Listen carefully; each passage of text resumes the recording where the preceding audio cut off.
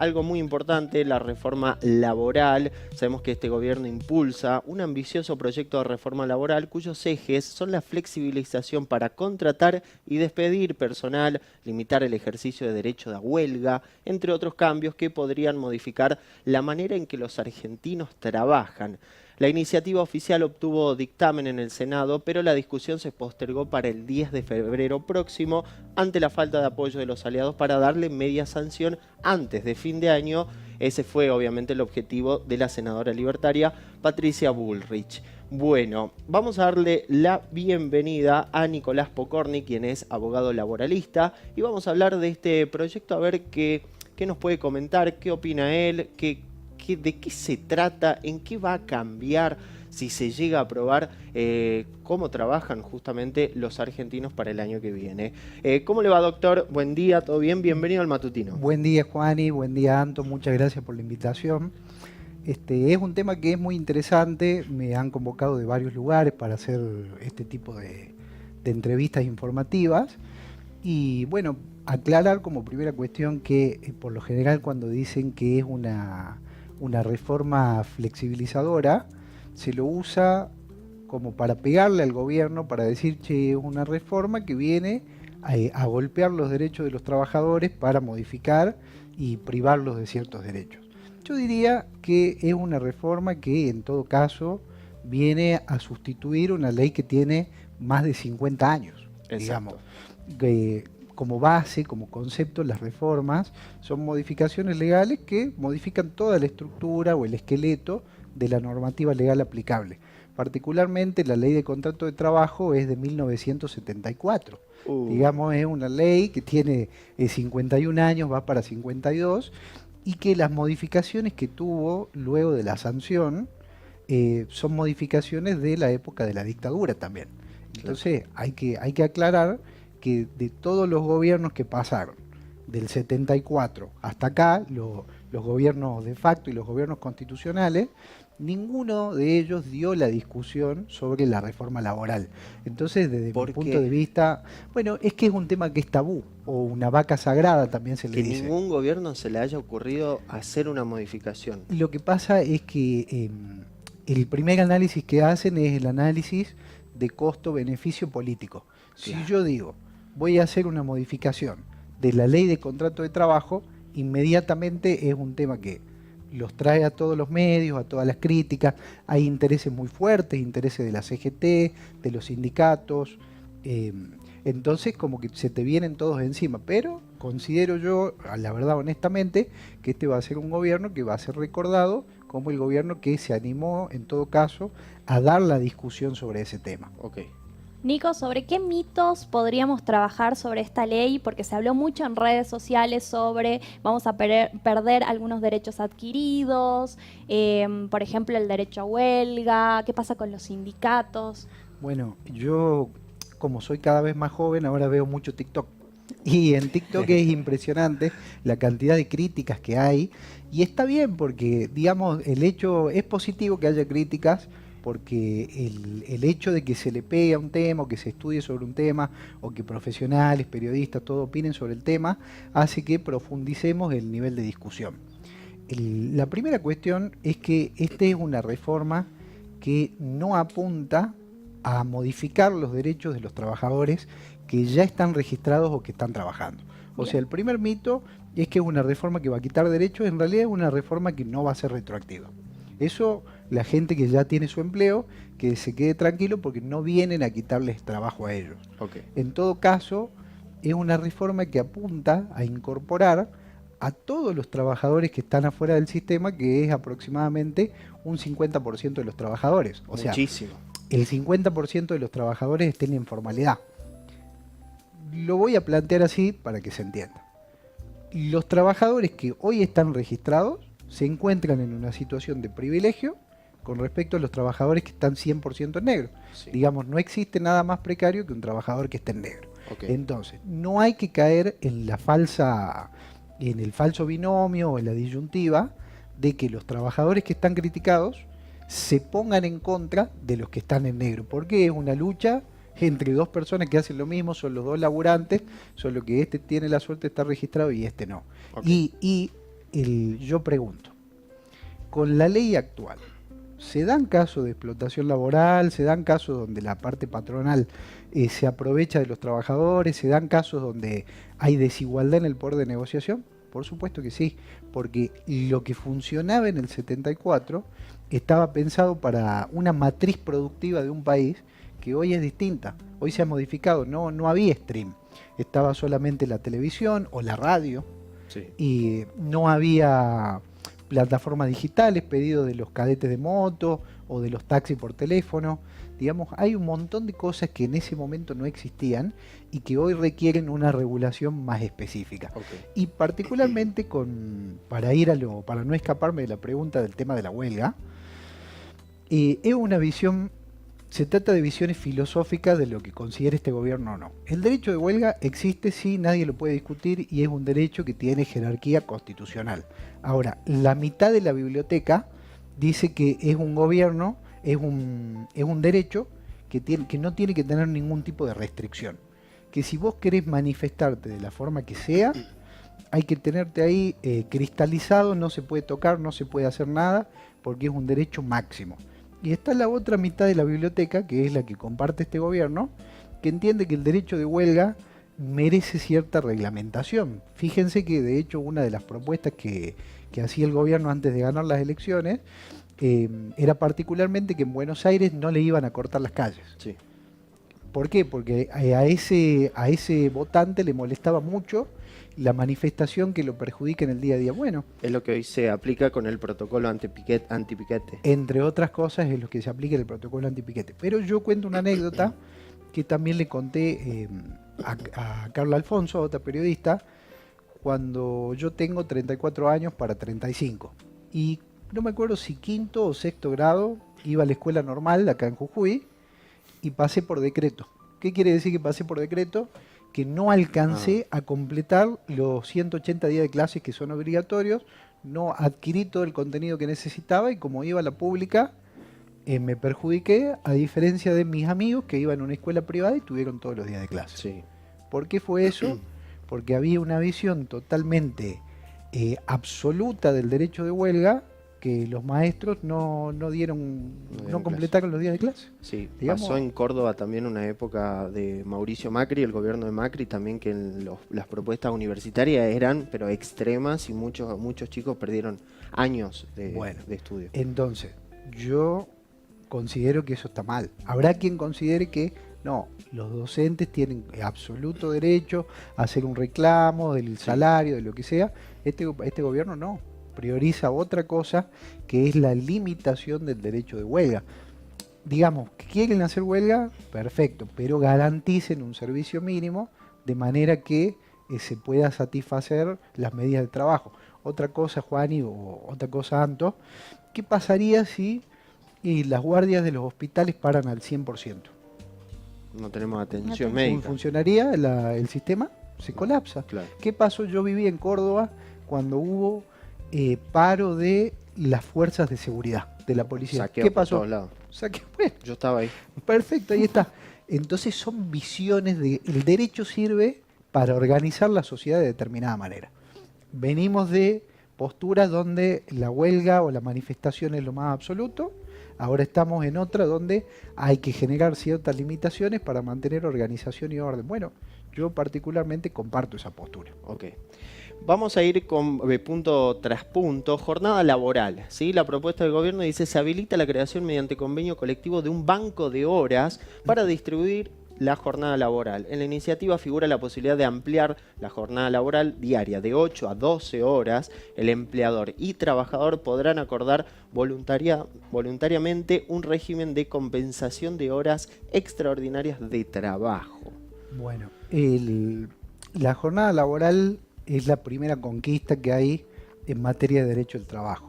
Tenés el convenio número 1 de la OIT, que ya es de 1919. Sí. Estamos hablando de un convenio posterior. 1919. Sí, es un convenio que sale luego de la Primera Guerra Mundial, porque ahí se forma la OIT. Sí. Y en la Argentina es la ley 11.544, que es la ley de jornada de trabajo. Actualmente ya existe el límite de 8 horas diarias o 48 horas semanales, y es el empleador quien distribuye cuántas horas trabaja el trabajador en su puesto de trabajo, pero según el tipo de empleo. Sí. Acá viene otro mito. ¿Es verdad que ahora vamos a pasar a trabajar 12 horas diarias? Bueno, yo pregunto lo siguiente para que veamos si existe o no. ¿Las guardias médicas trabajan algunos 12 horas o más? Más. ¿La fuerza de seguridad también? Si alguien conoce los mineros, recién poníamos la imagen hermosa en Mina Pirquitas que estaba nevado. Los mineros trabajan 7x7 o 14x14, una modalidad que es roster. Ellos ya trabajan de otra manera. Sí. Digamos, la jornada se piensa para distribuir el trabajo en la medida en que funciona el empleo. Por ejemplo, yo pregunto, ¿y cuándo trabajan más, no sé, los lugares gastronómicos, los restaurantes? Y los fines de semana o en vacaciones. Bueno, ese empleo tiene esta forma. Mientras haya asueto administrativo en la administración pública, Juan y Anto están acá en el stream, brindando el servicio que tienen. Hay distintas modalidades. No se ha cambiado el tope de horas. Va a seguir siendo exactamente el mismo, solo que la distribución va a poder ser distinta de acuerdo a la actividad. Pero no es que te van a poder hacer trabajar más de 48. Sí, y el sector gastronómico es algo beneficioso por lo que estoy entendiendo, porque esas horas extra que obviamente están en negro, ahora la van a poder regular y decir, che, yo no estoy laburando 8 horas, yo laburo, entro a las 5 de la tarde y salgo a las 4 de la mañana cuando termino de cerrar. Es como para regular eso que ya se viene aplicando hace mucho tiempo de manera irregular. Está buenísima la aclaración. El derecho en este caso no transforma la realidad, sino que sigue. Esto ya existe, bueno, Claro. Lo blanqueemos, vamos a formalizarlo de alguna manera.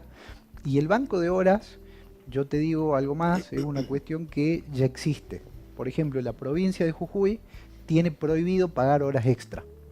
No se puede, cuando un trabajador trabaja más de 8 horas, no se puede pagar horas extra, sino que te tienen que dar un formulario, que uno llena un compensatorio y después se lo pide. ¿Cuál es la crítica? Vamos con la crítica para no parecer que... ¿Cuál es la crítica? Que como existe una desigualdad de poder, porque el trabajador tiene solo la fuerza de trabajo y el empleador maneja los medios de producción, Sí. la organización, todo, el trabajador no va a poder negociar nada. Claro. Bueno, ¿cuál es la cuestión? El empleador, que ya era malo, que ya era mal empleador con respecto a los derechos de los trabajadores, con esta ley va a seguir siendo malo con la próxima, con la otra o no con la otra. Pasa por una cuestión de control. Claro. Acá lo que hay que hacer es implementar correctamente los bancos de horas. Por ejemplo, en las empresas que yo asesoro, nosotros ponemos un reglamento. En el reglamento se puede incluir el banco de horas y ese reglamento tiene que tener una homologación del Ministerio de Trabajo Ok. para que se apruebe el método en que te van a dar las horas. Ahora, Ok. de nuevo, el que era bueno con esta ley va a seguir siendo bueno con la próxima y el que era malo probablemente siga siendo malo. Porque no es que la ley automáticamente hace que el empleador malo sea bueno. Excelente. Nico, ¿y qué pasa en el caso de los docentes, por ejemplo? Que tienen una parte de su salario en negro y otra parte en blanco. Que después con el blanqueo se regulariza un poco cuando se van a jubilar, pero en el día a día quizás no. Bueno, por las dudas, la cuestión de los docentes que hacen el blanqueo es así. Hay una parte del recibo de sueldo que es remunerativo y otra que es no remunerativa.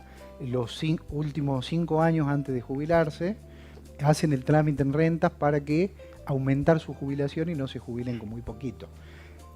Esta ley no modifica eso. ¿Por Bien. qué? Porque los docentes que hacen el blanqueo son empleo público. Hay que aclarar también, ese es otro mito, que la ley de contrato de trabajo solamente aplica al privado. No se ha modificado el régimen de empleo público. Entonces, esta reforma laboral solo aplicaría al privado, No administración pública. no administración. Ah, ok. Solo Ok, para, ok. Es solo para el privado. La Perfecto. administración pública no se toca y los docentes privados tienen un estatuto particular que es un convenio colectivo que va a seguir vigente hasta que no se modifique. Muy bien. Salario. Seguimos. El salario debe ser satisfecho en dinero, ya sea en moneda nacional o extranjera, es lo que propone el gobierno.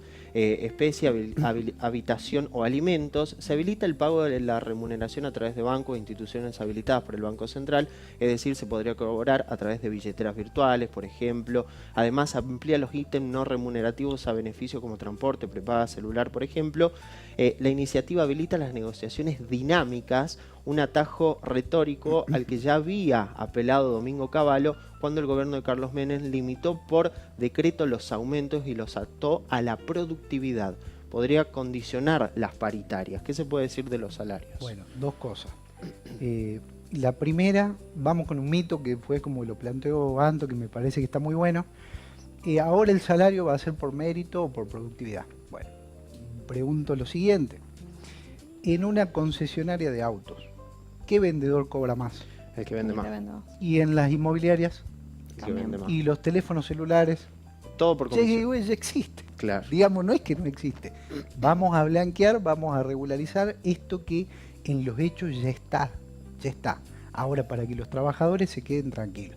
De nuevo, esa sería una modificación que puede impactar en el empleo registrado. Recordemos que esta es una reforma que apunta a incorporar a los que están fuera del sistema, ¿no? A los que están fuera. Pero la modificación del artículo se mantiene prácticamente igual. ¿Qué incorpora el gobierno? Que exista la posibilidad de realizar el pago en moneda extranjera. La ley anterior, por ser del 74 y por estar vigente la ley de convertibilidad que prohibía el pago en dólares, por ejemplo, no lo permitía. Pero yo no tendría, cuando era empleado de la provincia, no hubiera tenido ningún problema en que me paguen en dólares. Claro. ¿Cuál hubiera sido el problema? Que me paguen en dólares, que me paguen en euros, si acordamos. O por ejemplo, el que cobra en determinado banco. Yo quiero cobrar por una billetera virtual porque me da intereses diarios, claro, y es más fácil sacarlo. ¿Hay algún problema en que el trabajador decida si lo puede? De hecho, voy a decir, lo cuento así como si fuera con infidencia. Yo cobro mi salario y automáticamente lo paso a una billetera virtual. ¿Cuál es el problema si el salario es mío? Claro. Yo tengo que poder determinar qué hacer con eso. Y lo único que modifica esta reforma es que habilita el pago en moneda extranjera y en billeteras virtuales de acuerdo a lo que se negocie con el trabajador. Ahora, el mínimo del salario no se lo van a tocar. O sea, está el mínimo legal, el mínimo del convenio colectivo que suele ser más alto, y de ahí para arriba negociemos lo que vos quieras. Por ejemplo, el estatuto del periodista prevé un salario mínimo de tanto. Listo. Yo te pago ese mínimo. Pero como yo soy un periodista con muchos años, que tengo mi audiencia, que soy muy capo como Juanio, como Anto, y negocio de ahí para arriba. Okay. ¿Cuál es el problema? No hay. Después si no se da la negociación, bueno, habrá que ver. Pero el mínimo ya está garantizado. Ok. Con respecto a la indemnización por despido. Eso, ¿qué ahí podemos decir? se prevé una reducción del cálculo indemnizatorio porque se excluye del conteo final el aguinaldo, las vacaciones, los premios y todo lo que no integre el salario normal. Como lo establece la normativa vigente, se toma el salario más alto como referencia, pero solo de los ítems mensuales y habituales. No se establece un tope y se habilita el pago en cuotas. ¿Qué podemos decir de las indemnizaciones? ¿Cada cuánto se cobra el aguinaldo? Cada 6 meses, 2 veces. ¿Es mensual y habitual? No. No es mensual y habitual. O sea, no hay ninguna modificación, digamos. El actual artículo 245, o sea, el actual, el del 74, dice: se debe al trabajador que lo despiden sin justa causa un mes de la mejor remuneración mensual, normal y habitual devengada durante el último año o fracción mayor de 3 meses. El aguinaldo no es mensual. Se paga en julio, se paga hasta el 18 de diciembre. Entonces lo único que hizo la modificación de ese artículo es determinar cuál va a ser la fórmula de cálculo, porque hay jurisdicciones como Provincia de Buenos Aires que dicen, bueno, pero yo voy a tomar como mensual y habitual el salario que cobró el trabajador en diciembre, que es el mes de salario más el aguinaldo, y te suma todo como si fuera un único salario. Claro. Pero eso es incorrecto, digamos. Eso es lo que hace que después la gente diga, che, la industria del juicio. Porque los abogados se ponen pícaros y en vez de querer cobrar un mes de lo que siempre venía cobrando el trabajador, le aumentan el aguinaldo, que no era mensual y habitual, sino que se paga 2 veces al año. Entonces esta reforma lo que hace es aclarar cuáles son los rubros que van a ir incorporados y, como vos dijiste, Juani, manteniendo siempre el salario más alto. O sea que no va a haber problema con eso. El problema era cuando había proyectos de reforma dando vueltas por ahí que decían que se iba a poner un tope, que ya no ibas a cobrar un mes por cada año de antigüedad. O sea, si tenés 20 años de antigüedad, Claro, te no tienen ibas a que poder pagar, seguir subiendo. no ibas a poder seguir subiendo, sino que ibas a cobrar como máximo 5 o 10. Bueno, eso probablemente hubiera sido inconstitucional. Claro. Por suerte se dejó sin efecto y el proyecto que hoy tiene media sanción no tiene tope indemnizatorio. Ok.